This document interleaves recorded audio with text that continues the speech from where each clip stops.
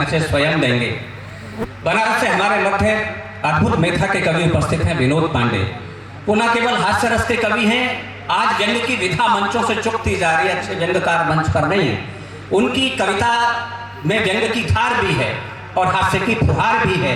मैं विनोद पांडे जी को आमंत्रित करता हूं अपनी रचनाओं के साथ और आपसे अनुरोध करता हूं कि जोरदार तालियां बजा करके हम उनका अभिनंदन करें, उनका स्वागत करें।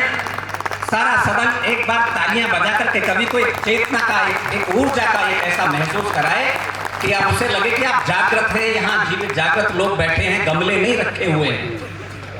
बहुत बहुत धन्यवाद दादा। मंच को प्रणाम करता हूँ। आप सभी सुधी श्रोताओं को विनोद पांडे का प्रणाम।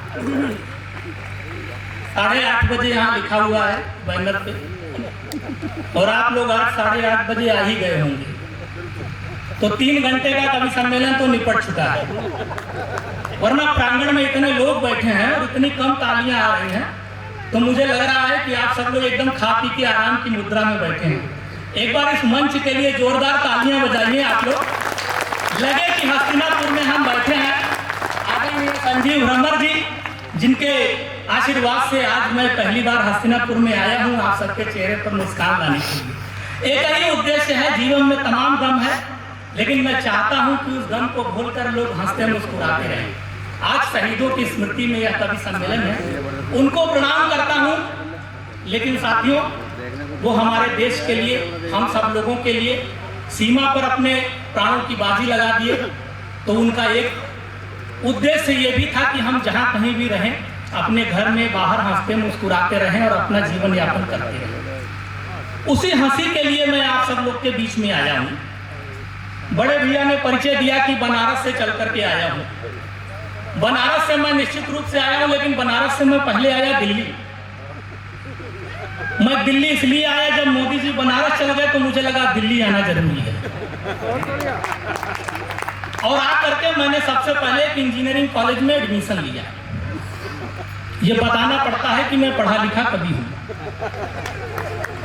तो जब मैं वहां से चला तो मेरे घर वालों ने मुझे समझाया, बोले देखो बनारसी आदमी हो, पंडित आदमी हो, तंत्र मंत्र सीख लो, घर गृहस्थी चल जाएगी, काहे इंजीनियरिंग के चक्कर में पड़े हो। मैंने कहा चलो इनकी बात एक बार बात मान लेते हैं। सब कॉन्फिडेंस का मामला है, यहाँ सब लोग इतने कॉन्फिडेंस में बैठे हैं। काफी युवा लोगों को मैं सामने देख रहा हूँ। आजकल सोशल मीडिया का दौर है।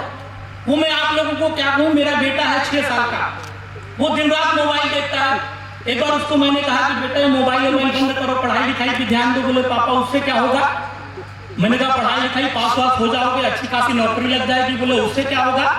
मैंने कहा अच्छा पैसा कमाओगे, पद प्रतिष्ठा मिलेगी। बोले उससे क्या होगा। मैंने मजाक में कह दिया बेटा तुम्हें कोई समझदार बीबी मिल जाएगी। उसने मेरी तरफ देखा, बोला आपको मिल गई क्या। ये आजकल के बच्चे हैं। मैंने बेटी को बोला, मैंने कहा बाकी तो तुम सारे विषय में तुम्हारा अच्छा नंबर है, लेकिन गणित में थोड़ी कमजोर हो। वो मेरी तरफ देखी, बोली पापा आपकी बेटी हूँ, आप पर गई हूँ।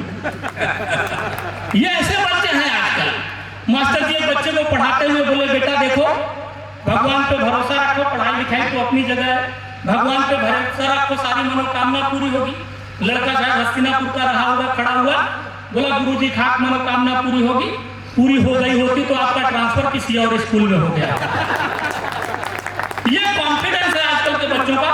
और मैंने उनकी बात मानी नहीं। मैंने कहा चलो इंजीनियरिंग का काम कैंसिल करते हैं और यही तंत्र मंत्र सीख करके लग जाते हैं घाट। लेकिन साहब मेरा कॉन्फिडेंस बीच में आ गया और उस घटना में जो चीज निकल के आई मुझे रातों रात यहाँ भिजवाया गया। एक छंद सुनाता हूँ, सुनिए।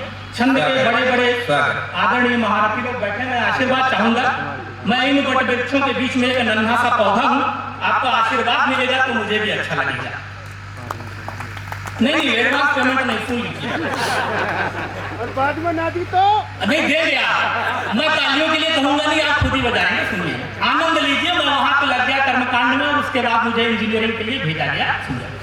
कि एक बार गांव में कराने हम ब्याह गए, पूरे कार्यक्रम में ही 4 चांद जड़ गए। और संस्कृत में ही नहीं हिंदी अंग्रेजी में भी मंत्र पढ़ मंडप में सबको रगड़ गए। और मारा मारी धक्का मुक्की लाठी डंडे जूते चले, दूल्हा और दुल्हन को 10-20 पड़ गए। कि मारा मारी धक्का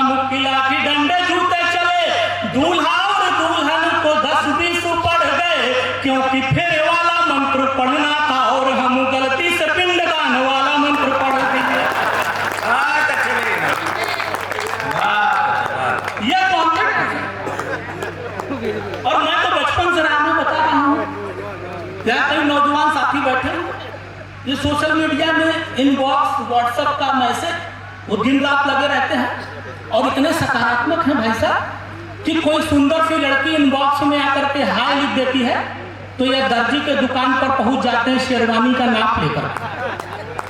ये कॉन्फिडेंस है कि राह में एक लड़की भली मिल गई, राह में एक लड़की भली मिल गई, मुस्कुराई तो जैसे कली खिल गई, उसने देखा नहीं एक पल भी मुझे, पर मुझे यूं लगा कुंडली मिल गई। वाह वाह वाह। ये हमारे देश के युवा, अगर ये शादी वादी कुंडली हो मिल जाने के बाद कॉन्फिडेंस